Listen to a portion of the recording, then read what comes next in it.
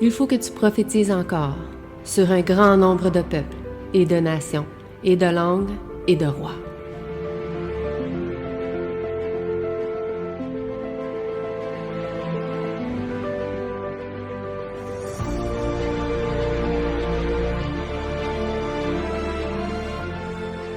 Donc, bonjour à tous et à chacun. Donc, on est rendu du 4 au 10 juin. Donc, on est rendu, si je ne me trompe pas, à la 9e leçon. Donc, il reste quelques leçons pour finir ce trimestre. 4 leçons, plus exactement, si je ne me trompe pas. Et par la suite, nous allons encore étudier l'Ancien Testament. Donc, cette année, ça sera le temps d'étudier l'Ancien Testament. Donc, pour ceux et celles qui n'étaient pas au courant, le prochain trimestre sera la troisième partie sur l'Ancien Testament. Donc, ça sera l'histoire de l'Ancien Testament, partie 3, auquel on va vraiment sauter dans le temps, puis on va aller étudier davantage le livre d'Ésaïe. Donc, étudier le livre d'Ésaïe, aller en profondeur des rois et de la fin aussi de la lignée des rois. Donc, ça sera un moment important. Bien sûr, il y aurait plusieurs autres sujets à étudier. Hein? Il y a Esdras, il y a Esther, il y a plusieurs autres livres. Donc, si vous désirez avoir un sujet que vous n'avez pas pu choisir, donc il faut être présent dans les réunions d'église pour ceux qui sont membres d'église, pour que vous puissiez prendre le temps aussi ensemble, donc de choisir, de pouvoir voir un sujet que vous désirez aussi étudier. Et donc, aussi, le dernier trimestre de l'année, donc celui d'octobre, de novembre et de décembre, on va étudier le sanctuaire. Donc, on va étudier le sanctuaire, non pas dans l'aspect, du moins à ce que j'ai pu voir dans la leçon, non pas de l'aspect du sanctuaire céleste, donc du lien entre le sanctuaire terrestre et céleste, mais on va vraiment étudier le sanctuaire terrestre dans le sens, vraiment aller dans le livre de l'Exode, Lévitique, Deutéronome, puis aller vraiment voir les racines de ce que l'Ancien Testament nous a laissé sur le sanctuaire terrestre. Donc, on va rester dans l'Ancien Testament encore une fois. Donc, ça va être une année qui est assez intéressante. Et donc, encore une fois, si vous voulez choisir des prochains trimestres, des sujets, ou si vous voulez proposer un sujet et que vous n'êtes pas dans les réunions, vous pouvez aussi nous en faire part, puis on va pouvoir faire de notre mieux pour pouvoir vous donner un sujet, ou du moins le sujet qui vous intéresse le plus. Mais revenons à cette leçon. La leçon s'appelait « Désirer un roi ». Donc, le peuple d'Israël, on arrive au moment où, comme vous avez vu, on a parlé de Samuel. Samuel était le dernier juge. C'était aussi un prophète important, un prophète aussi qui a été choisi par Dieu pour répondre aux besoins d'Israël, ou plutôt aux demandes d'Israël, à savoir un roi. Donc, c'est Samuel qui a choisi Saül, qui a choisi David, les deux premiers rois d'Israël.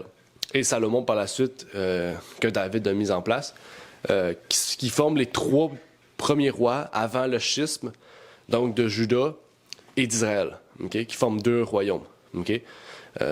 Donc, ça serait aussi peut-être à parler peut-être un jour. Mais du moins, on va rester avec la mise en place d'un roi. On va parler de Saül dans les prochaines leçons. Mais là, aujourd'hui, on va juste parler du fait que Israël désirait un roi. Qu'est-ce que cela va engendrer?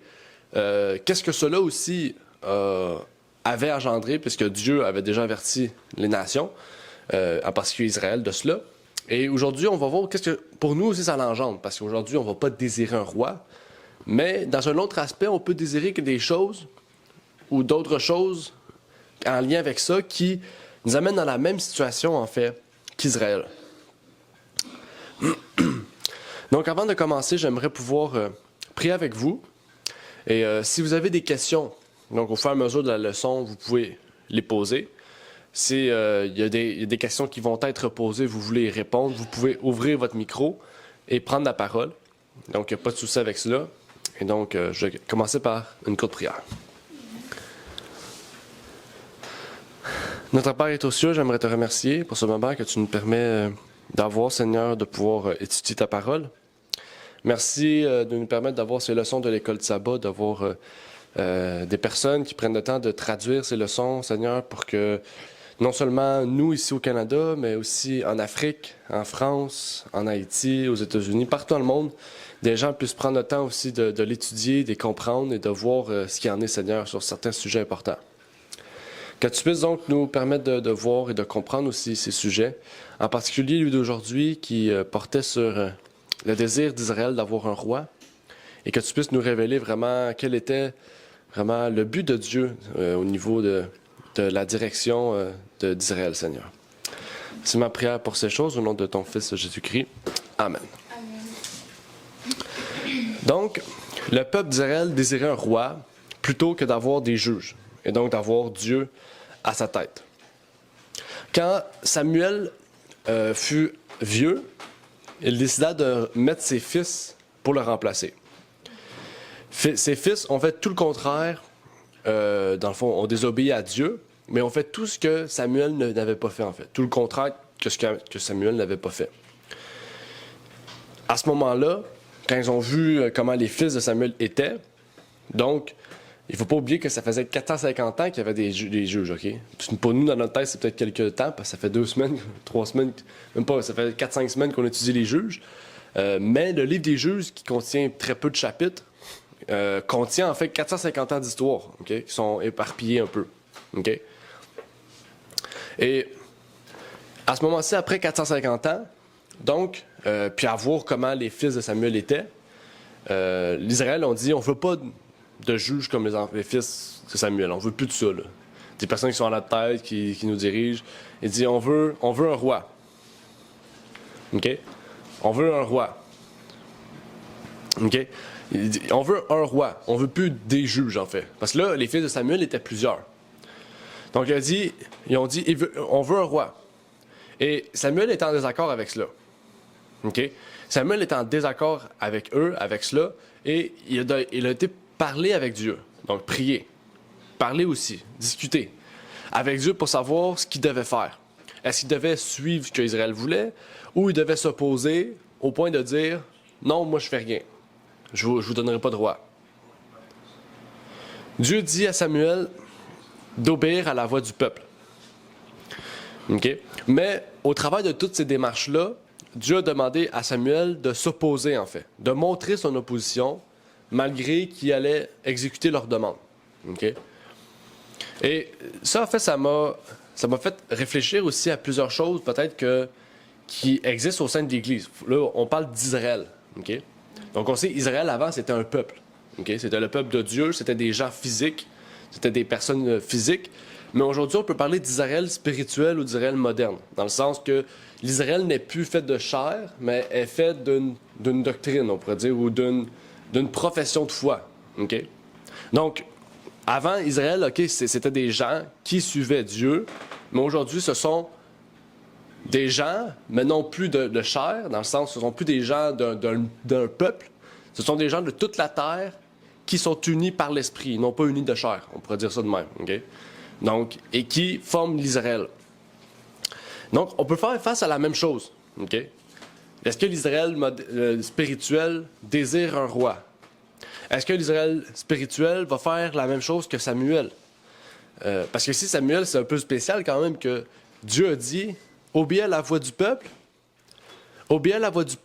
mais oppose-toi à leur démarche. » Okay? Donc, c'est comme si Dieu disait « Ok, tu peux aller tuer cette personne-là, mais tu dis non, va pas le tuer. » Il faut que tu dises dans ta tête, non. Il faut que tu dises à voix haute, je veux pas le tuer, mais tu vas le tuer. C'est un peu une grosse affaire, mais on essaie de comprendre ce que Dieu ici voulait démontrer à Samuel ici. OK. Pour nous aujourd'hui, okay, qui ne sommes pas en accord avec des décisions prises dans l'Église, parce que si se pourrait, okay, qu'il y a des personnes qui proposent des idées ou des choses, okay, dans l'Église, est-ce qu'on devrait faire comme Samuel? On peut prendre un exemple. Okay? Nous, on est une petite église, donc c'est quand même assez simple de pouvoir être en accord dans une petite église. Mais quand on fait face à des fois 50, 60, 100 personnes, okay? Donc on fait des réunions d'église de peut-être 50 personnes avant qu'il y ait un comité choisi par l'église. On fait des réunions de 50, 60 personnes. Puis parmi ces réunions de 50, 60 personnes, bien, il y a 3-4 personnes qui proposent des choses. Puis que vous êtes en désaccord avec ces choses. OK? Je sais pas. On va dire, par exemple, une personne dit « Ah, il faudrait que dans l'Église, on peut se faire un gros repas, puis on fasse payer les gens pour mettre de l'argent dans l'église. OK? Par exemple. OK? Et quelqu'un dit on fait payer l'entrée 15 $, puis avec cet argent-là, ben, on finance le bâtiment de l'église. OK? Par exemple. OK? Donc, puis toi, tu es dans l'église, puis tu dis que tu t'opposes. OK? Donc, tu rappelles tout ce qui s'est passé avant, tu rappelles l'histoire des pionniers, comment les apôtres marchaient et tout, puis là, tu dis que tu es en opposition. OK? Mais que toute l'Église est en accord avec ça. OK? Donc, il y a une majorité, OK, qui est en accord avec la proposition du monsieur, mais toi, tu t'opposes. Qu'est-ce que tu fais face à ça? Est-ce que tu fais la même chose que Samuel? Tu te dis, OK, ben, je vais suivre l'Église, mais moi, je suis pas en accord. Ou tu quittes l'Église, tu t'en vas au loin, puis tu n'en reviens plus jamais. Parce que Samuel aurait pu faire ça. Hein? Là, ça nous pose des questions, parce que là, il y en a qui vont dire, oui, OK, ben, ça revient à la même chose, vous dites que c'est Babylone, puis vous sortez. Vous dites que l'Église adventiste, c'est Babylone, vous sortez. Donc, c'est là que j'essaie de lever les points. Pourquoi Dieu a dit de faire ça, en fait, ici, à Samuel, puis pourquoi nous, je pense que vous comprenez un peu où est-ce que je veux aller. Ouais. Ça, aller en contresens du mouvement, si on voit que c'est pas correct, puis tous les gens décident d'aller dans ce sens-là. Mais comme Samuel, on doit aller en contresens, peu importe les jugements qu'on peut recevoir. La Bible a dit qu'il vaut mieux obéir à Dieu qu'aux hommes. Fait que notre chef, c'est Jésus-Christ, c'est pas les hommes. S'il y a quelque chose qui tourne pas rond, ben, il faut aller voir dans la Bible, c'est qui il faut suivre. Premièrement, c'est Jésus, notre maître, c'est lui le modèle. C'est pas les hommes, il faut faire bien attention. Faut faire attention. Mais Samuel, pourtant, a suivi ce que les hommes voulaient. C'est une erreur. Ben non, parce que c'est Dieu qui a dit de le faire. Ah, OK. Il a dit, suis ce que le peuple veut. Puis il a dit, même si t'es pas en accord, dis que t'es pas en accord, ben fais-les. C'est ça ici j'essaie de soulever. C'est différent, c'est Dieu qui a parlé, c'est différent. Comme Samuel, il faut dire qu'est-ce qui va arriver si on prend telle loi. Je vais prendre telle loi, mais les conséquences de cette loi-là vont... Oui, ça, OK, ça c'est un bon point. Puis il y a plusieurs points, OK, que comme Dieu n'est pas en accord, mais qu'il a laissé, comme par exemple la polygamie, il était en désaccord, mais les patriarches dans l'Ancien Testament, ils ont été polygames. Aussi, par rapport à aussi manger de la viande, il les a laissés. Donc, il a aussi laissé le peuple avoir un roi et faire, ce qu'il voulait faire. Donc, Dieu vraiment laisse le peuple faire ce qu'il veut, mais il sait vraiment les conséquences des choses et avertit vraiment qu'est-ce qui va arriver par la suite. Oui, exactement. Oui, exactement. Puis, Claude a dit un point intéressant, parce qu'il a dit que justement, Samuel s'opposait à ce que le peuple voulait, OK? Puis Dieu a dit, fais-les, OK? Dans le fond, suis ce que tu fais, OK? Parce que ici, c'était pas une décision, on pourrait dire, d'apostasie, OK? C'était pas un problème doctrinal ici, OK? Je pense pas que Dieu aurait dit à Samuel, bon, ben, parce que le peuple veut un idole, fais un idole, tu sais. Tu comprends, tu sais? Samuel aurait quitté, là. Comme Élie a fait, Élie a quitté quand il y a eu l'apostasie. Mais ici, on ne parle pas d'une apostasie, on parle juste d'une mauvaise décision qui va engendrer des conséquences graves. OK? Puis, on pourrait prendre un exemple aujourd'hui, même Hélène White, au temps des pionniers, elle ne faisait pas partie du comité, là. OK? C'était une prophète, oui, mais elle respectait l'autorité de l'Église, OK? Dans le sens des hommes qui prenaient les décisions. Puis, elle n'était pas en accord avec les décisions, mais elle le disait. Okay? Elle dit en tant que messagère de Dieu, je vous confie que Dieu m'a révélé que ça, c'est pas bien, etc. Puis la conférence, soit qu'elle suivait ou soit qu'elle suivait pas, bien, si elle suivait pas, qu'est-ce que ça allait engendrer? Des conséquences. Hein? Puis ça n'arrêtait pas la faute à elle, ni la faute à Samuel, les conséquences d'avoir un roi. Hein? Parce que Samuel va avoir dit au cours de son existence, puis Dieu aussi, que c'est pas une bonne chose. Puis on voit ici que ces choses-là ont été faites parce que l'homme en a voulu ainsi. Dieu laisse le libre arbitre aussi aux hommes de ne pas vouloir suivre sa voie. Ouais, puis ça nous révèle aussi, justement, qu'est-ce qu'il faut suivre, qu'est-ce qu'il faut ne pas faire. Ça nous montre aussi des exemples, en fait. Parce que dans la Bible, il n'y a pas juste des belles choses, dans le sens qu'il n'y a pas juste des bonnes nouvelles de foi. Il y a des choses, des décisions qui sont prises, qui ne sont pas bonnes, mais qui nous révèlent, ils nous donnent des exemples, en fait. Donc, même dans le Nouveau Testament, c'est le même aussi, en fait. C'est différent parce c'est beaucoup plus Paul qui relate ses voyages. Mais il y a des situations qui sont là. Paul a quand même pris le temps de citer qu'il a repris Pierre. T'sais. Pourquoi il a cité ça? T'sais? Parce que pour lui, c'était important de le citer, t'sais, pour l'avenir des choses, en fait. OK? Donc, il y a des choses de même aussi pour nous qu'on doit porter attention à cela. Puis, quand il y a une décision qui est prise qui ne mène pas à une apostasie, en fait, on ne doit pas quitter, on ne peut pas quitter, en fait. Okay? Surtout si on sait, comme Dieu le dit dans sa parole, que l'Église, c'est le représentant de Dieu sur terre. Dans le sens, on ne parle pas d'un homme, on ne parle pas d'un roi, on parle de l'Église, c'est-à-dire les membres, chacun de nous. Les décisions qu'on prend, c'est les décisions que Christ est là. Okay? Mais si on voit qu'il y a quelque chose qui ne marche pas, qui n'est pas rond, puis qu'il y a des gens qui s'opposent, puis que vous allez dans ce sens-là, on ne doit pas quitter. On reste là, les conséquences vont aller, puis là, vous verrez les conséquences, puis vous pourrez dire, je vous avais averti, tu sais. Puis là, s'ils disent non, c'est pas vrai, il y a un compte-rendu, tu sais. Il y a un secrétaire qui note de tout. Donc Ça, il arrive des fois, mettons, le comité de l'Église, on prend un vote, une telle décision, puis on peut pas être d'accord. Mettons qu'il y en a 10 qui votent pour, puis 3 qui votent contre. Mais c'est important de dire les conséquences de... Si on dit non, on n'est pas d'accord, c'est important de dire les conséquences. Des fois, on va se taire, on va suivre. Là un coup qu'on suit le comité, mais il faut être... Tous doivent être en accord. Si on a dit oui, mais tout le monde doit dire oui, même si tu n'es pas d'accord. C'est ça, des fois, t'agacer un petit peu. Là. Ouais. Mais, je comprends l'idée, là. Mais ça, il faut dire les conséquences. Puis Samuel, c'est un peu ça qu'il a vécu aussi, là. Je veux dire, il fallait qu'il aille avec le peuple, puis lui aussi, il devait un roi aussi. Tu sais, Dieu a choisi un roi, mais Samuel aussi était, comme je peux dire, soumis au roi de certaine façon. C'est ça. Ouais. Exactement. C'est ça. Oui, exactement. Puis c'est pour ça qu'en fait, que dans l'Église, normalement, Noël t'a parlé que quand il y a quelqu'un qui s'oppose à une décision, puis que les choses qui expriment, pour les raisons qu'il exprime pour lesquelles il s'oppose, si ces raisons sont valables, on ne peut pas avancer en sachant qu'il y a une personne qui est contre, tu comprends? Parce qu'on sait d'une manière ou d'une autre que ça va affecter cette personne-là. Parce qu'en fait, il est contre. Si ces raisons ne sont pas valables, c'est pas pareil. Il dit, je veux pas parce que ça me tente pas. C'est pas valable, là. T'avances, mais il donne des raisons valables avec des preuves et tout. Là, tu dois... on doit réfléchir à cela, t'sais. On doit pas avancer, prier là-dessus, puis vraiment voir après ça qu'est-ce qu'il y en est, t'sais. Donc ça normalement, quand on travaille de cette manière-là, c'est une manière qui est sage, en fait. Plus sage que la décision du peuple. Parce que le peuple a dit, on veut un roi. Tu sais, il n'est pas allé voir Samuel, est-ce que ça serait possible d'avoir un roi? Est-ce que Dieu voudrait, tu sais? Ils n'ont pas dit ça.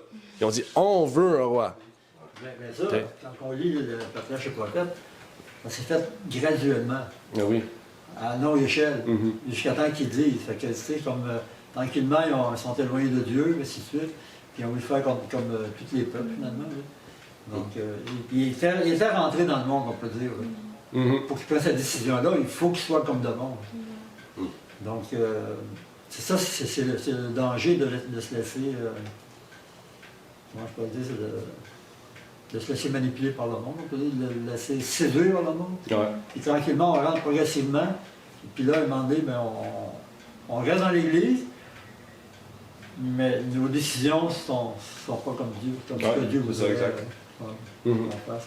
Exactement. Ça nous mène à une autre question, je pense que J'ai une question. OK, oui, Renard. Oui, le peuple-là savait que l'Éternel ne voulait pas un roi pour eux. Le peuple savait que c'est contraire à la volonté de Dieu de demander un roi. Mais le peuple trouvait des excuses pour le faire, ou bien de prétextes pour le faire à cause de la conduite des fils de Samuel, qui régnait sur eux en tant que sacrificateur à la place de Samuel quand Samuel était vieux. Alors ma question, qu'est-ce qui a entraîné les fils de Samuel à suivre la voie des fils d'Élie? C'est comme si les fils de Samuel, on est nous pas dit qu'ils étaient exactement comme les fils d'Élie, mais on trouve que les fils de Samuel, qui étaient vraiment un bon sacrificateur, ne suivaient pas la voie de Dieu comme Samuel. À cause de leur conduite, donc le peuple d'Israël le peuple a trouvé assez d'excuses ou bien de prétextes pour ne pas rester avec le juge pour demander un roi pour eux. Donc, qu'est-ce qui s'est passé avec les fils de Samuel? Parce que Samuel était un vrai homme de Dieu. C'est ça ma question. Oui, une très bonne question. Est-ce que quelqu'un voudrait répondre ou apporter un élément? Dans Patriarche et Prophète, il dit l'accroissement de la population et les rapports avec d'autres peuples amenèrent un changement dans les esprits. Donc j'imagine que c'est dans les esprits des fils de Samuel aussi. En adoptant bon nombre de coutumes de ses voisins idolâtres, le peuple perdit en grande partie le caractère saint et particulier qui le distinguait. Et peu à peu, le respect pour Dieu diminua et l'on fit moins de cas de l'honneur que l'on avait d'être le peuple élu. Donc, c'est une des causes. C'est graduellement, ils se sont assimilés avec les peuples. Dans celui du péché. C'est ça, les peuples autochtones. Les peuples voisins. Là. Les peuples voisins, oui. Les peuples païens, oui. Ouais. Mais ça a commencé depuis longtemps, ça, dans le temps de Josué. Là. Exactement. Donc, je sais pas si ça. C'est une bonne réponse, là. Je veux dire, si on voit, là, c'est sûr que. On pourrait se poser des questions. Est-ce que c'est Samuel encore qui a failli à sa mission d'éducation? Peut-être pas, peut-être que oui. Je veux dire, la Bible n'en a pas parlé, du moins de l'éducation, de la même manière qu'Élie puis ses fils. Donc peut-être que c'est vraiment pas l'éducation, peut-être, comme tu dis, c'est vraiment le fait que le peuple d'Israël était rendu comme les nations païennes, tu sais, très proches, puis ils voyaient, puis ils voulaient les suivre, tu sais, ils les prenaient comme un exemple, tu sais. Eux, ils ont un roi, eux, ils ont des coutumes de même, donc on veut les mêmes choses, tu sais. Fait que peut-être c'est à cause de cela aussi, juste à cause que la nation était très proche du monde païen, qu'en fait les fils se sont corrompus, ça se peut aussi. Ça se peut que ce soit Samuel qui a failli à son éducation de ses enfants. Ça, j'en doute, là, parce que Samuel était quand même un très bon exemple. Puis, donc, exactement. Ce que Claude a dit, je pense que ça serait la meilleure chose à voir aussi, en ce sens, que les fils de Samuel se sont corrompus à cause de la nation, là, qui était déjà corrompue. Donc, je ne sais pas si ça a pu répondre aussi à la question de Renard, ou aider, du moins. Mais on peut dire aussi que la désobéissance, c'est une désobéissance envers Dieu, ça aussi, qui amène au péché par les autres nations. L'union des autres nations nous amène à vivre dans le péché aussi. Oui. Puis ça commence avec la désobéissance envers Dieu. Ça peut nous emmener loin. Là. Oui. Donc, Renard? Oui, c'est bon. OK, parfait. On va aller un peu plus loin dans ce sens. Est-ce que vous savez c'est qui mettait les juges en place? C'est qui mettait les juges en place? J'ai pas la question, j'ai oublié de la mettre. Je l'ai pas mis en souligné, là, fait que je l'ai pas mis. C'était pas les Lévites? Dieu? C'est Dieu, exactement. Ouais, c'est Dieu qui mettait les juges en prophète. C'est tout Dieu. Pour son sang, il avait décidé avant sa naissance. Une des différences, c'est ça, c'est que Samuel, c'est une des choses qu'on remarque, c'est que Samuel a mis ses fils comme juges. OK? Samuel a mis ses fils comme juges. Donc peut-être qu'il a mis ses fils sachant qu'il n'était pas sa bonne voie, puis pensant peut-être que s'il les mettrait comme juges, il reviendrait droite, parce que c'est un poste important, qu'il le prendrait au sérieux, puis ça a été le contraire. Donc, c'est la première fois ici que quelqu'un met ses fils comme juges. Absolument, Dieu choisissait toujours une personne. On remarque, on a vu la liste des juges, c'est jamais des personnes de la même famille, en fait. C'est des personnes qui y étaient le présent quand il mourait. 30 ans après, il y avait un autre juge. OK? Donc, c'est ici, la Bible ne nous dit pas que c'est Dieu qui a mis les fils de Samuel en place. La Bible nous dit que c'est Samuel qui a mis ses fils à sa place. Donc ça, c'est une différence déjà, en partant. Hein? C'est la première fois que ça arrive. OK? Mais la différence, c'est que c'est qui met les rois en place? Le peuple. C'est le peuple. Il y en a qui vont dire, oui, ben c'est Dieu, c'est Samuel qui a choisi Saül. Oui, mais le peuple a confirmé le choix hein, a confirmé le choix du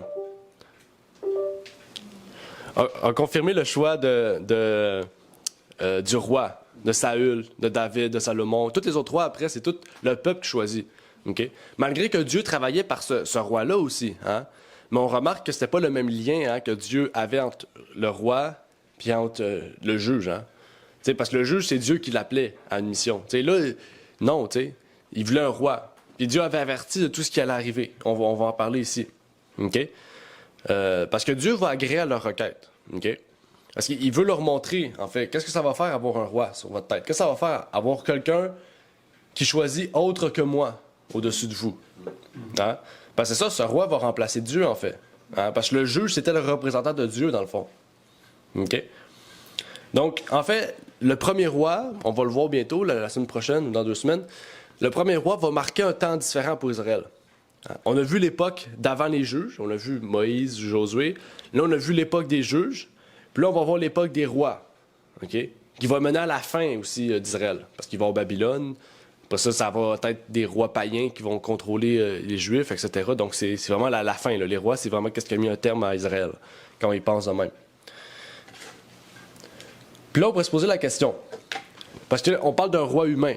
Pourquoi un roi humain fera des choses atroces au peuple? Quelles sont les choses que la Bible nous décrit que les rois d'Israël vont faire sur le peuple? Tout comme les rois païens, en fait, là, la même chose. Ils vont prendre les fils, les filles du peuple. Ouais. Ils vont prendre les fils pour faire la guerre. Parfois, il va les obliger à y aller, en fait. Et au ceux qui vont avoir une guerre, il va dire, tu te bats pour le roi, tu viens. Hein? Puis ça, on remarque comment Dieu faisait, c'est pas de même. Hein? Dieu disait, celui qui met son genou, celui qui bat comme un chien, on l'envoie. Dès qu'il a peur. Donc Dieu, il prenait juste des hommes vaillants, des vrais hommes de guerre, tu sais. Tandis que le roi, non, il va prendre n'importe qui. Puis sur le champ de bataille, qu'est-ce qui va arriver? Ils vont peut-être gagner ou ils vont peut-être perdre, mais ils vont perdre beaucoup d'hommes. Dieu n'a jamais perdu un homme dans une guerre. Hein? À part qu'il y avait un péché. Puis c'était pas Dieu, c'était pas la faute de Dieu, c'était la faute des pécheurs, de ceux qui étaient dans le peuple. Donc on voit, il y a une différence déjà marquée. Hein? Hein? Uthite, c'est Uthite qui s'appelle Urite. Lisa? Non, lui qui est mort, Uri le Hittite, c'est ça. Uri le Hittite. J'avais Uthite, j'ai mélangé les deux. Mais Uri le Hittite, on voit par exemple, tu sais, David l'a envoyé à la guerre, c'est un homme vaillant, il serait pas mort. C'est un chef en plus, là. Puis il l'a envoyé au front pour qu'il meure, tu sais. Tu sais, ça n'aurait pas arrivé là, au temps de Josué. Okay? C'est pour ça, en fait, c'est pas juste pour ça, mais souvent on dit David un du sang innocent, c'est pas juste ça, en fait. Hein? David faisait des guerres et tout, puis il y avait beaucoup d'hommes qui mouraient dans ces guerres-là. Même si des fois c'était des guerres dirigées par Dieu, c'est juste le fait que David choisissait pas, c'est pas comme Dieu, il choisissait pas des hommes vaillants, il regardait pas, bon ben, lui qui, mettez-vous à genoux, ou allez boire de l'eau. Il faisait pas des épreuves de même pour savoir qui était vaillant ou non, tu sais. Il prenait tous les hommes d'un tel âge et plus, je pense que c'était 20 ans, dans la Bible on parle d'un âge, puis, ou d'un moment, puis on les envoie à la guerre, puis ça finit là, tu sais. Bon, on envoie 50 000 hommes, il y en a 30 000 qui reviennent. T'sais. Donc, c'est sûr que David a du sang innocent sur son dos. Là. Des gens qui étaient sincères, il y en a qui avaient la foi, qui étaient sincères, là, puis ils vont à la guerre, puis ils meurent. Pour une cause quoi? Une cause juste pour David, en fait. C'est pas une cause pour Dieu. Là. Ouais, c'était un roi. Exactement. C'est un roi humain. C'est ça, les gens voulaient avoir un roi humain, mais ils l'ont eu. Donc, c'est certain qu'il n'y avait pas la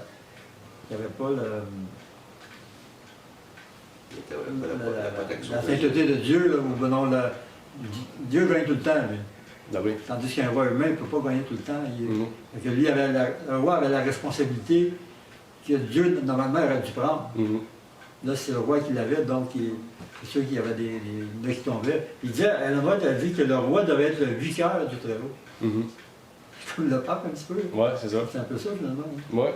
C'est là qu'on va aller chercher ça aussi. Ouais. C'est là que sont allés chercher ça aussi. Ah oui, les livres, ouais, ben c'est ça, ouais. Vicaire, c'est ça. Donc, il n'est pas parfait, là. Le roi, non. là, pas parfait. Non. Exactement. Qu'est-ce qu'il faisait d'autre aussi? On a parlé de la guerre, on parlait des hommes, ils vont prendre vos fils. Prendre les champs, les vignes, les oliviers. Ouais. Il va prendre, il fera tout ce qu'il veut en son pouvoir pour lui plaire. Exactement. Il va faire tout ce qu'il veut, en fait. Il voit une vigne qui ne lui appartient pas, parce qu'il la trouve belle, il veut du vin, il va la prendre. Même si ça appartient au peuple, il la prend. Il va faire tout ce qu'il veut. il aime la fille qui est là, une femme d'un petit village, il va faire s'il y a un mari, on le fait tuer. On le prend. C'est pas le roi. Non. Parce qu'il est roi. C'est ça, il est roi, c'est ça. Ça lui appartient, c'est toute sa terre. Le droit. Fait que, tu sais, Il y a le droit. on voit, c'est... Non. Tu penses ça, Jusqu'à là? temps que quelqu'un lui dise, vraiment. Hein? Jusqu'à temps qu'un prophète lui dise. Ouais. Oui, exactement. C'est dur. Donc, on voit, il va faire tout ce qui est en son pouvoir, tout ce qui va lui plaire, en fait. Hein? Pour s'enrichir, pour toutes les choses, en fait. Donc, on voit c'est l'inverse de Dieu. Il va réduire la liberté aussi, hein, aux gens. Il sera pas gentil comme Dieu. Il n'aura pas l'amour comme Dieu. Il va pas laisser le choix comme Dieu, de ceux qui veulent faire la guerre, de ceux qui veulent pas, de ceux qui veulent faire ci ou ça. Hein? Il va tout réduire, la liberté. Hein? Là, il n'y avait pas de taxes, il n'y avait pas d'impôts avant. Là, il va y avoir des impôts, des taxes, parce qu'il y a un système. Là. Hein? Il y a des serviteurs, il y a des gouverneurs, il y a plein de choses. Il faut les payer. Tu sais, Dieu avait institué un système. Non, eux, il fallait un système. Ça fait quoi, ça? Ça va faire de l'abus. On va monter les impôts pour enrichir des royaumes. Ils ont fait comme les autres nations, en fait. Hein? Ça n'existait pas avant, ça. Au Canada, il y avait toujours des serviteurs qui influençaient le roi Ouais. pour dire, C'est ça. faire telle ou telle chose, des manigances. Là. Le roi, des fois, ça n'en passait même pas, puis il embarquait dans le jeu. Puis là, il faisait son serment. Et puis, ça passait. Jusqu'à temps que le roi se réveille, puis ça va. Ça va. Il va dans son dos. En tout cas, toutes ces choses-là pouvaient arriver avec Saül ou David, peu importe. Hein. Exactement. Oui, exactement. OK. On dit ici, la patriarche prophète, il leur parla ouvertement des charges qui allaient leur être imposées et leur fit le sombre tableau de la condition qui serait la leur en contraste avec la liberté et la prospérité dont ils jouissaient. Donc, Samuel, il a fait ça. Il a montré son mécontentement, il a expliqué pourquoi. OK? Il leur prédit que ce roi imiterait le luxe et la pompe des autres monarques en mettant lourdement en contribution leurs personnes et leurs biens, en les taxant. OK? Je dis pas que la taxe est mal, mais il va arriver un temps où quand on taxe les gens, on abuse. Hein? Pour leur propre profit. C'est de même. Imaginez ça, c'est un roi qui va être chrétien, dans un sens où... Ah ouais, c'est ça. Aujourd'hui, ils n'ont rien, là. Ils n'ont aucune notion, là. Donc, on voit, c'est différent, là. Hein? Donc, aujourd'hui, il faut s'imaginer que si à l'époque, Dieu avait dit ça pour un roi d'Israël, imaginez aujourd'hui un roi qui est sans Dieu, okay? Qui est contre Dieu, même des fois. Okay?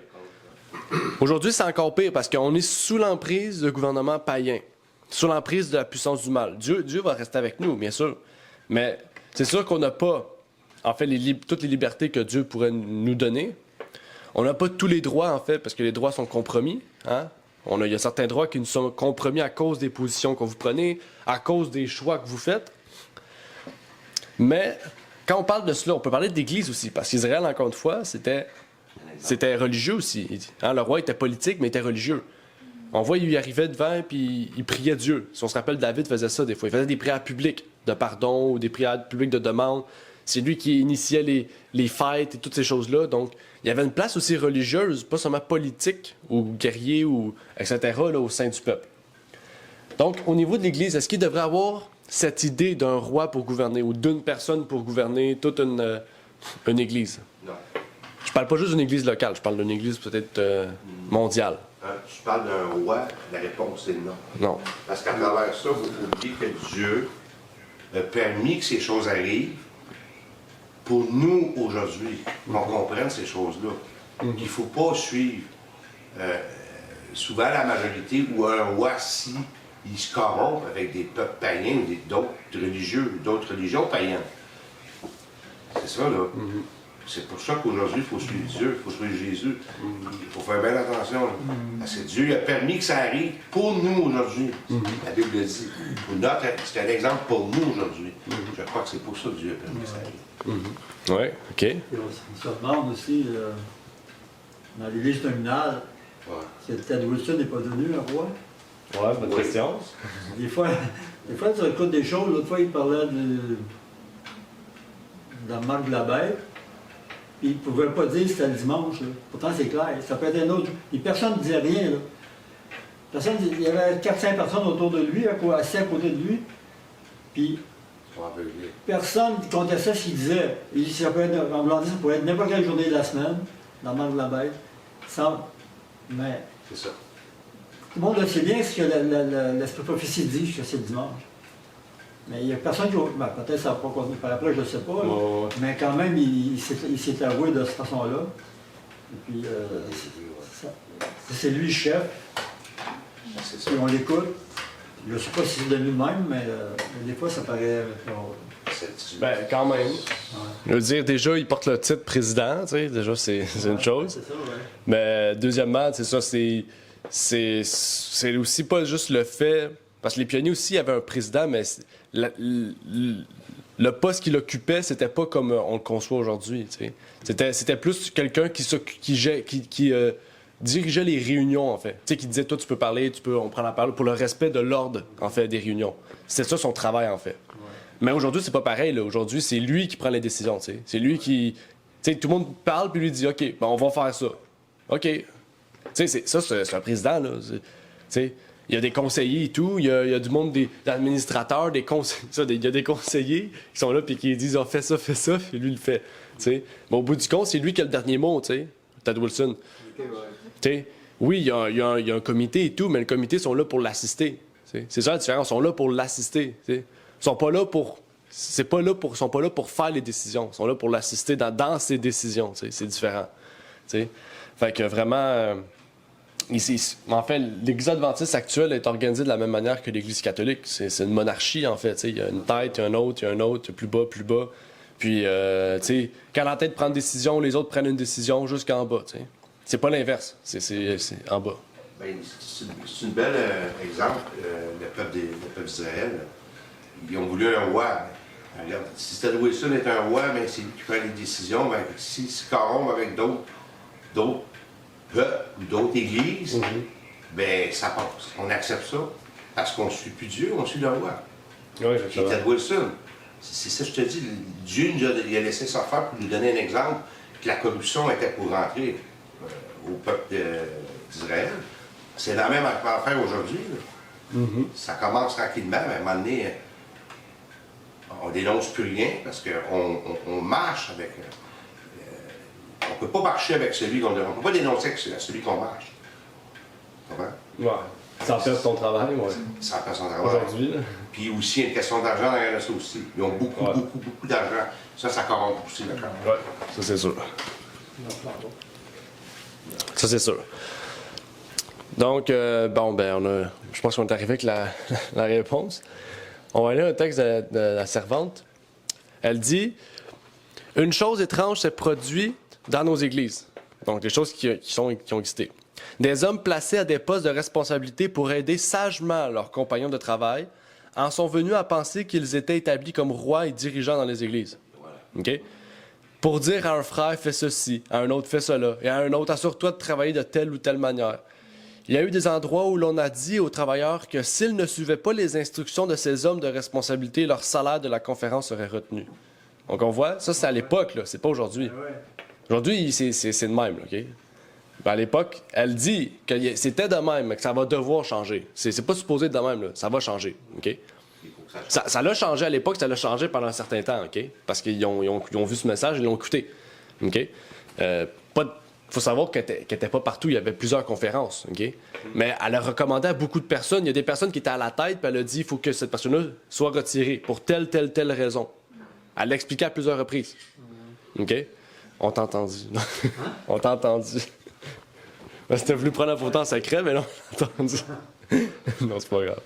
Mais ici, ça dit God testimonies to minister a gospel worker. Je pense qu'il existe en français à cette heure. Si vous le lisez, là, tout le livre, c'est juste ça. Là. C'est un livre vraiment bon. Là. Oui. C'est un livre que Ted Wilson devrait lire. Prendre un exemple, vraiment. Parce que c'est vraiment un livre très intéressant. Quand la personne meurt, c'est ça. Ouais. C'est facile de mettre un livre de côté. Mettre une personne de côté, c'est plus difficile. Mettre un livre, c'est facile. En fait, c'est ça. Quand ça va dans ce sens-là, puis comme Israël a été, en fait, ils perdent de leur mission, en fait. Hein, leur mission, c'était d'être la lumière pour les autres. Mais là, avec un roi, c'est lui qui prend tout. Hein. Les gens vont pas visiter le peuple, ils vont visiter le roi. T'sais. Fait que là, si le roi est corrompu, mais ça révèle quoi? T'sais, ça révèle pas la mission du peuple. T'sais. Tandis qu'avant, les nations, ils craignaient qui? Le peuple. Ils craignaient pas le roi, ils craignaient le peuple. Pourquoi? Parce qu'il savait que le peuple était avec Dieu. Josué, il craignait-tu Josué?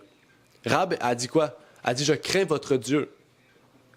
Parce que c'était Dieu qui dirigeait le peuple. Mais là, ils vont craindre qui? Ah, on craint David parce que c'est un grand guerrier. Donc, c'est David qui prend le mérite. C'est à David de dire, non, c'est Dieu. Mais c'est facile, là tu te fais devenir orgueilleux. Hein? C'est facile parce que tu te fais flatter, c'est facile. Donc, on voit, il y a beaucoup de choses, en fait, qui engendrent beaucoup de choses aussi. C'est ce qui est arrivé avec le roi Ézéchias, si on se trompe pas. C'est ce roi Ézéchias-là qui a tout montré, avoir regardé tout mon or, toutes mes choses. Puis le Babylone a dit, bon, ben, on va prendre Israël. Ils ont tout volé. Tu sais, c'était pas compliqué. Ézéchias aurait dû faire quoi? Qu'est-ce que Dieu lui avait dit? On va en parler dans ce trimestre-ci. En fait, la nation voulait être comme les autres nations. Israël voulait être comme les autres nations. Déjà, qu'est-ce qui faisait la force d'Israël? C'était Dieu. Donc, déjà qu'ils tassent Dieu de l'équation, ils sont déjà plus faibles qu'avant. Hein? Déjà parce qu'ils sont un plus petit nombre. Okay? Il y a beaucoup plus de nations païennes que d'Israélites. Hein? Mais en plus de ça, ils vont devenir moins respectés que les autres nations. Hein? Parce qu'ils sont plus petites. Donc, nécessairement, tu es moins craint. Hein? En tant que chrétien aujourd'hui, on peut faire face au même problème. On peut faire face au même problème. On est entouré de païens. Sur 8 milliards de personnes dans le monde, je ne pense pas qu'il y a 8 milliards de chrétiens. Hein? On dit qu'il y a 2 milliards de chrétiens. Puis même encore, 2 milliards sur 8, c'est même pas la moitié, c'est rien, là. C'est 30 %. Donc on est encore minime. Mais même sur 2 milliards, il y a peut-être pas ça. Il y a 1 milliard de catholiques, là, juste pour vous dire. Fait que déjà, il y a un reste. Dans le 2 milliards, il y a déjà moins la moitié. Peut-être il y a des vrais chrétiens dans le catholicisme, bien sûr. Mais c'est pour vous dire que dans cela, il y a les protestants, 700 millions. Après ça, il y a 300 millions avec les autres religions, les dénominations mormons, témoins de Jéhovah, pentecôtistes, adventistes, etc. Donc, le chiffre va bas, là. OK? Donc, juste dans les chrétiens, c'est 30 %. On pourrait dire qu'il n'y a rien, là. Il y a un des miettes de pourcentage. 30 % aussi, il faut faire attention. Hein? La 30 % que tu parles, là, aussi, il y a peut-être un... Ah, ben oui. Ben oui, il y a des restes. C'est juste pour vous dire qu'il y a déjà juste 30 % qui sont chrétiens. On est déjà minime. Juste pour vous dire que même si on dirait, oui, ben il faut mettre tous les chrétiens, ben, on est déjà quand même moins que la majorité. C'est ça. Fait que, en tant que chrétien, on est entouré d'un monde païen. OK? Donc, il faut être différent du monde, logiquement. OK? Donc là, c'est comment qu'on est différent du monde?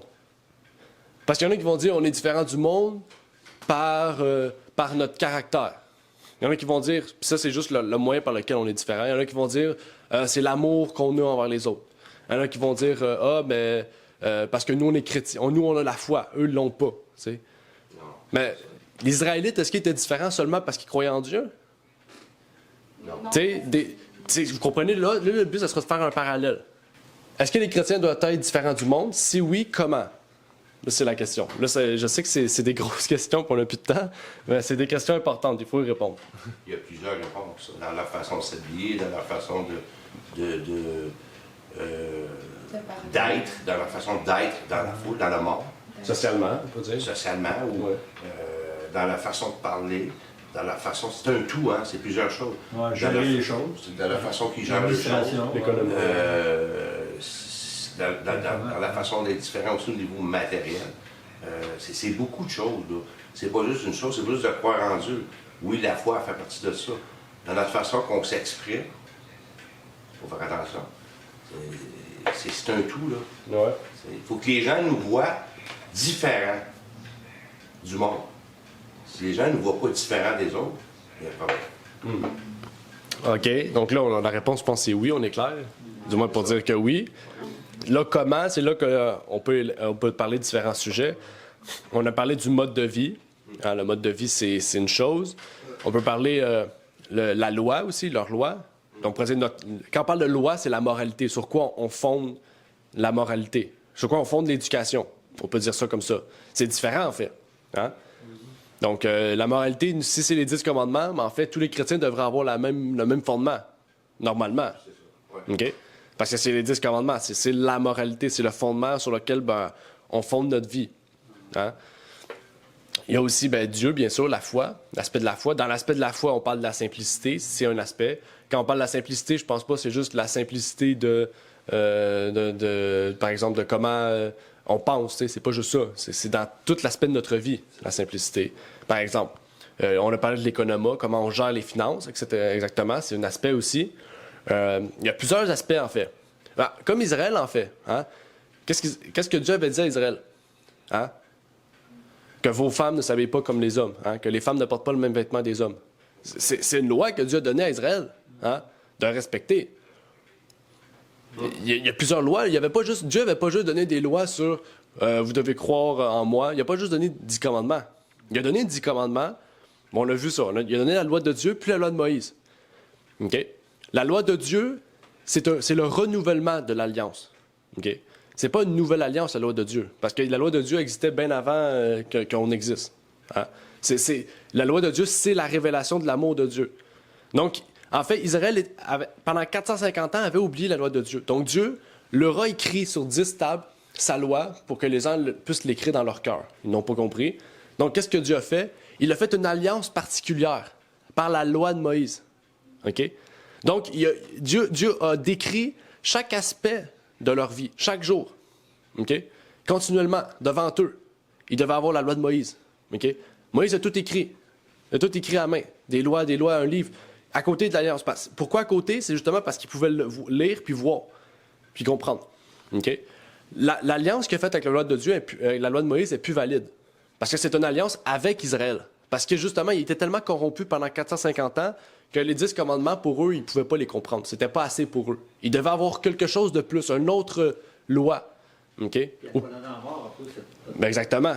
Donc, cette loi-là est caduque. OK? Mais les principes qui sont dedans, c'est les mêmes que dans les 10 commandements.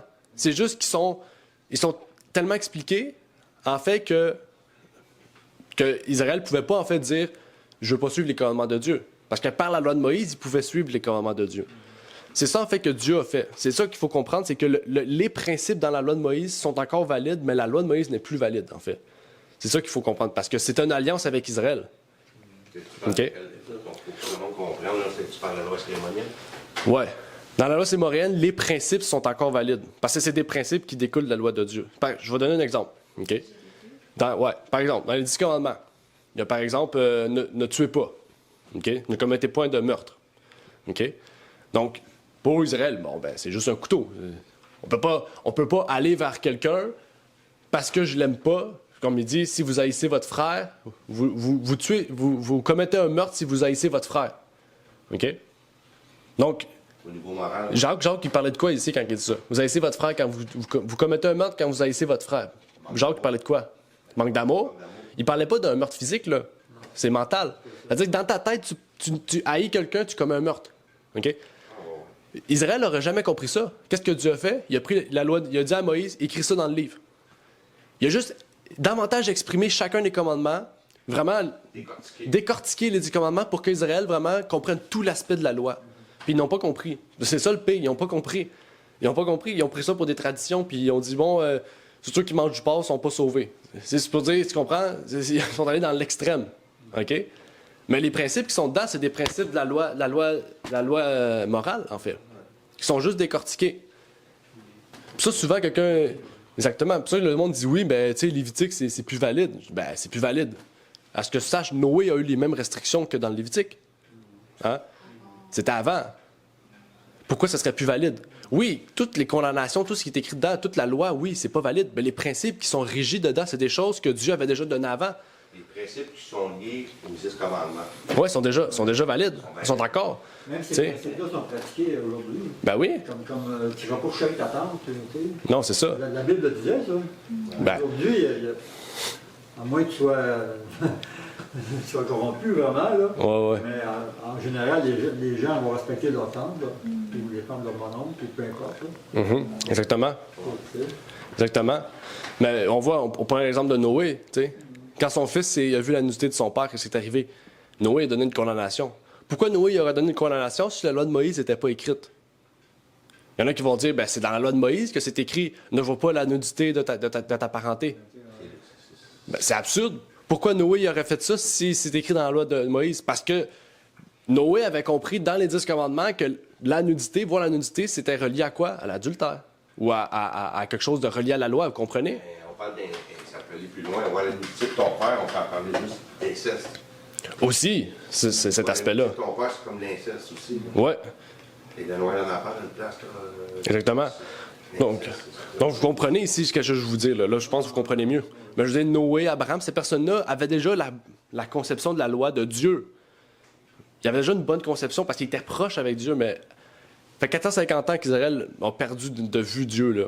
Okay? Donc, Dieu, il fallait vraiment qu'il réitère précisément chaque aspect, puis qu'il fasse une alliance spéciale avec eux, mais en fait, qui est plus valide aujourd'hui, bien sûr. On va avancer un peu. C'est bon. On va avancer un peu, je suis rendu full loin. Quelle serait différente la condition actuelle du monde au point de vue moral, spirituel et temporel? Les 3 aspects. Si cette loi de Dieu concernant les pauvres était mise en pratique, au lieu de l'égoïsme et de la suffisance, on verrait un tel déploiement de la sollicitude et de bienveillance à l'égard du prochain que le paupérisme, si fréquent en bien des pays, n'existerait plus. Donc, si la loi de Dieu serait respectée, il y aurait quoi? Une différence morale, spirituelle et temporelle. Il n'y aurait pas de pauvres. Hein? Mais non, ça c'est sûr que non. Ça, c'est sûr. Il n'y aurait pas d'ONG, on dirait, d'organisme. Il n'y a pas besoin parce que tout le monde s'entraiderait, tu sais. Un autre. Dernier texte. Le chrétien, tel qu'il est décrit dans les Écritures, est une personne qui s'est séparée du monde dans ses objectifs et ses pratiques et qui est unie au Christ. Une personne qui possède la paix que le Christ seul peut donner, qui trouve que la joie du Seigneur est sa force et que sa joie est pleine. Les chrétiens ne laisseront pas le monde périr sans être avertis et ne feront aucun effort pour reconquérir le perdu.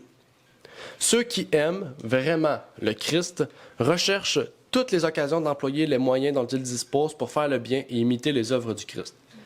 Ils ne cèdent pas à la tentation de s'allier avec le monde. Ils ne s'uniront pas à des ordres secrets, société, on peut dire. Ils ne se lieront pas par des relations intimes avec des incroyants. Mais ceux qui ne sont pas entièrement du côté du Christ sont dans une large mesure contrôlés par les maximes et les coutumes du monde. Donc, encore une fois, ici, on ne parle pas de l'aspect de théorie, on parle de l'aspect pratique. Hein? Ça le dit ici. Mais ceux qui ne sont pas entièrement du côté du Christ sont dans une large mesure contrôlés par les maximes et les coutumes du monde. Okay? Donc, si elle cite ça, c'est parce qu'elle met du monde aussi qui était dans l'Église à l'époque. On peut parler de Kellogg's. Hein? Kellogg's avait la théorie de la vérité, mais il n'était pas dans la vérité. Hein, c'est pour ça qu'il a travaillé avec Henry Ford, un franc-maçon. Pourquoi tu travailles avec Henry Ford? Il a travaillé avec d'autres personnes grandes de ce monde. OK? Puis, il s'est jamais posé de questions. Hein? Il avait les mêmes coutumes que le monde. Hein? Il vaccinait ses patients, il y avait beaucoup d'argent. Quand l'hôpital était sous l'emprise de l'Adventiste, l'Église, l'hôpital était plus pauvre, mais pourtant, elle arrivait toujours à ses fins. Elle a guéri beaucoup de personnes. Elle a soigné beaucoup de personnes. Puis là, Kellogg's a pris le relais, il s'est séparé, c'est devenu un hôpital réputé dans le monde, riche, jusqu'à temps qu'elle pogne en feu. Puis que là, Kellogg's, aujourd'hui, on se rappelle de Kellogg's pourquoi? Parce qu'il était fou dans la tête. Il a inventé plein de choses, là, puis c'était fou, là. Vous pourrez aller voir, là. Il y avait des idées folles, là. Puis on se rappelle juste de ça. Allez sur Internet, écrivez Kellogg's, là. On se rappelle juste des choses fous qu'il a faites. On se rappelle pas qu'il est adventiste. On se rappelle pas qu'il a écrit des livres qui sont devenus aujourd'hui des best-sellers, ou des réputés, ou qui ont été améliorés par la science prouvée. Puis on se rappelle juste des choses mal qu'il a faites, en fait. Pourquoi? Parce qu'il s'est détourné de la voie puis qu'il a suivi les coutumes. Même s'il y avait la théorie de la vérité, il n'y avait pas la foi en la vérité. T'en as un bon point. Oui. C'est-à-dire quand il marchait avec Dieu, il avait moins d'argent, mais il arrivait à ses fins pareil. Ben oui. Mais quand il a marché sans Dieu, il est devenu riche. Tu vois-tu? C'est toujours encore l'argent. L'argent a un rapport aussi là-dedans. Aujourd'hui, on regarde, c'est quoi le Dieu de quoi aujourd'hui? C'est le Dieu de l'argent qui corrompt les cœurs du monde, le cœur du monde. Fait que quand tu as l'amour de l'argent, tu parles, les commandements de Dieu n'existent plus. Là. C'est l'argent qui c'est le Dieu de l'argent aujourd'hui. Là, ça amène la corruption, ça amène le meurtre, ça amène C'est tout ça, là, l'argent, il faut faire attention. Oui, exactement. Mais aussi, c'était ça. C'était pas juste l'aspect de l'argent est entré, mais premièrement, déjà, juste quand tu détournes la voie, tu changes ta façon de procéder, l'approche, ça amène plus de gens nécessairement. T'sais. Quand tu fais de la publicité mensongère, c'est sûr que ça amène plus de gens qu'une publicité qui est vraie. Je suis pas sûr que si Pfizer dirait prenez le vaccin, vous allez mourir. C'est pas sûr que ça marcherait. Fait qu'ils disent quoi, prenez le vaccin ou on vous fait gagner l'Auto-Québec. Tu comprends? C'est sûr que tu y vas, l'auto. C'est ça. On comprend. Oui. Ils se rendent milliardaires avec ce vaccin-là, mais ils détruisent le monde aussi avec ce vaccin-là. Oui. Ben, c'est ça, je dis, c'est pour ça que Kellogg, c'est ça qu'il a fait. Il faisait des choses qui étaient contraires à Dieu, qui amenaient plus de gens, donc plus d'argent. Donc, juste le fait qu'il s'est détourné de Dieu, ça amène plus de monde. C'est plate, mais c'est comme ça. Aussitôt que tu es fidèle, c'est sûr que tu vas avoir moins de choses, hein. Moins d'argent, moins de personnes, moins de. C'est n'importe quoi. Mais au moins, qu'est-ce que tu vas avoir, ça va être vrai, fiable, dans le sens, ça va être sincère. On va terminer par l'appel du jour. S'il y a des questions, on va les prendre après, vite. Dieu nous invite à être des chrétiens désireux d'être différents du monde par notre morale, notre mode de vie, mais aussi par notre amour. Hein, parce que l'amour du monde, c'est pas le même amour que Dieu. Hein, c'est Dieu qui le dit dans Jean. Donc, Dieu nous appelle aujourd'hui vraiment à être différents, okay, par notre foi, parce que c'est ça la foi. La foi, c'est quelque chose en pratique qu'on met. Exactement. Puis l'amour en fait partie comme un attribut principal. Les fruits de l'esprit, le premier fruit, c'est l'amour. Donc, est-ce qu'il y avait des questions, des commentaires avec la leçon? Très bonne leçon, ça. Qui était désirer un roi. Très bonne leçon.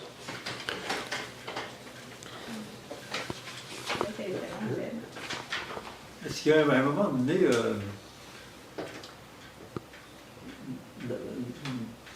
sais pas si on en parle dans la Bible, qu'à un moment donné, le peuple aurait pu revenir sur leur décision de continuer à servir Dieu au lieu d'avoir un roi. On est allé d'avoir un roi, maintenant on veut revenir à l'origine. Je ne pense pas qu'on en parle de ça, mais... Bonne question. Il aurait pu, quand même. Il aurait pu, OK. Je pense pas, c'est ça, parce que le roi aurait pris le contrôle. Quand tu donnes un pouvoir à une personne, il le prend sans demi-mesure. Donc, c'est sûr et certain que si le peuple aurait dit « Ah non, finalement, on veut pas », le roi aurait tué les personnes qui sont contre lui. Il aurait fallu une révolution, je pense. C'est comme un peu qu'il y a dans des pays, là. C'est ça. Il faut ça.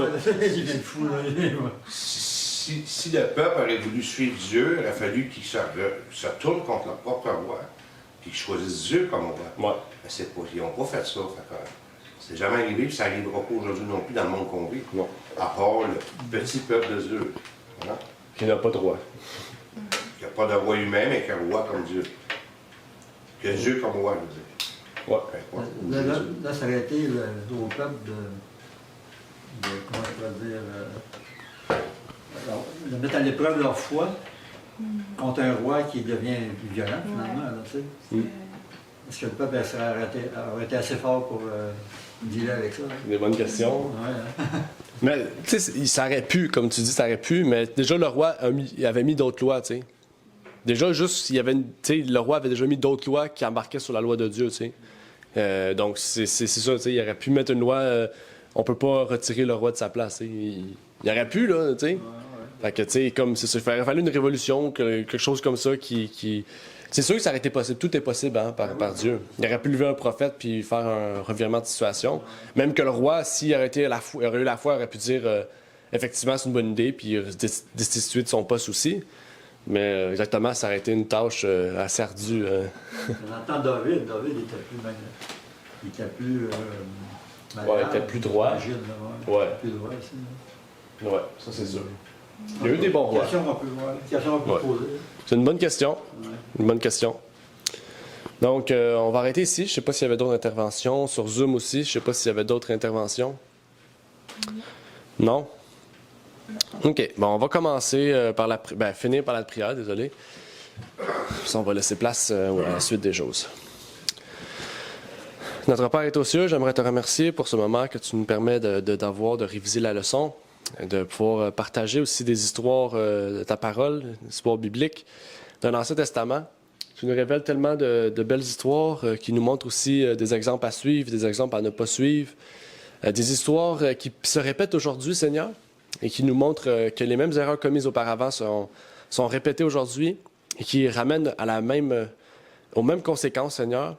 Donc, que tu puisses bénir ceux et celles qui n'ont peut-être pas désiré être dans ces situations-là, qui se retrouvent dans ces situations-là, et qui puissent, Seigneur, pouvoir voir la vérité devant leurs yeux, qu'ils puissent se détourner, Seigneur, de cette voie. C'est ma prière pour ces choses au nom de ton Fils Jésus-Christ. Amen. Merci d'avoir écouté cette vidéo. Si vous désirez rejoindre l'œuvre au Québec, veuillez nous contacter par email à asjh1889 de Terrebonne @gmail.com et via Facebook à commercial asjh1889 de Terrebonne. Merci à vous et que Dieu vous bénisse.